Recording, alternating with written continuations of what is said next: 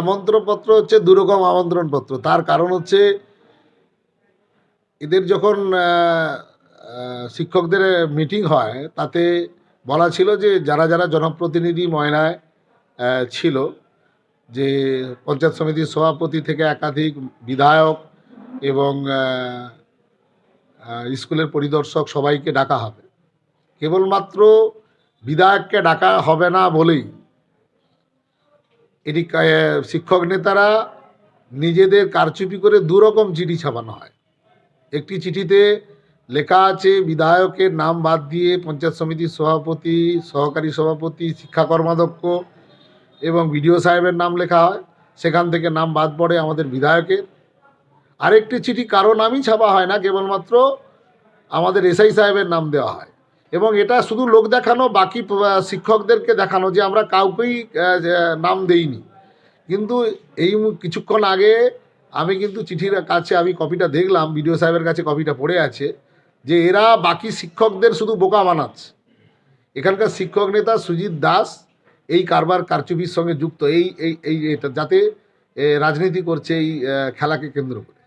আমরা আপনাদের বলতে পারি যে এই প্রাথমিক শিক্ষকদের খেলাকে কেন্দ্র করে এই তৃণমূল শিক্ষা সেলের কিছু প্রতিকয় নেতা, তার মধ্যে সুজিত দাস, যারা এই ঘৃণিত কাজটি করেছে। জনপ্রতিনিধি বিধায়ক, একজন স্পোর্টস, উনি একজন ন্যাশনাল ফিগার, একজন খেলোয়াড়, এই খেলার জগতের এই অনুষ্ঠানগুলিতে আসতে পারলে তিনি নিজেও খুশি হতেন।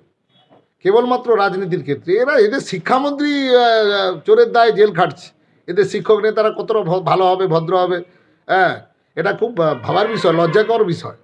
বাকি আমি শিক্ষকদের উদ্দেশ্যে বলবো, সারা ময়নার যারা শিক্ষক আছেন তারা জেগে উঠুন।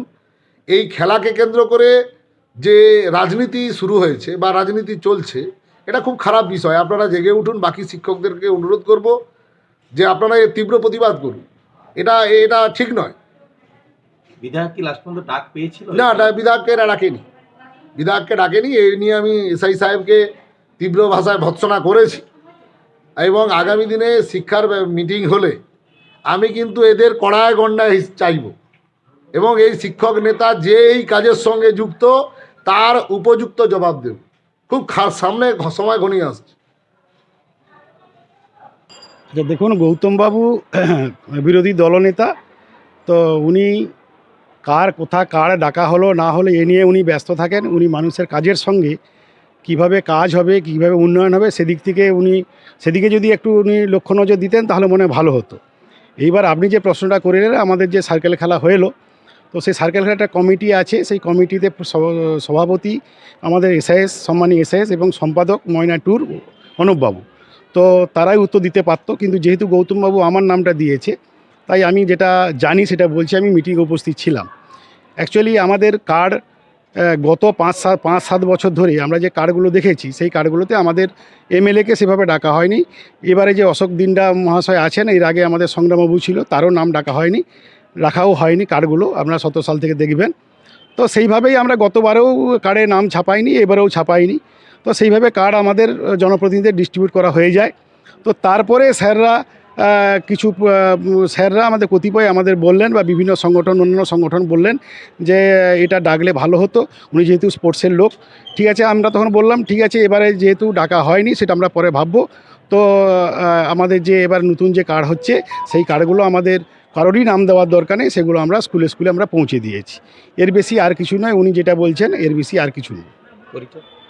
আমার পরিচয়, আমার সুজিত কুমার দাস, আমি তিলখোজা মক্তব প্রাথমিক বিদ্যালয়ের প্রধান শিক্ষক, এবং সেই সঙ্গে আমি শিক্ষক সমিতি, তৃণমূল প্রাথমিক শিক্ষক সমিতির ময়না চক্র সম্পাদক।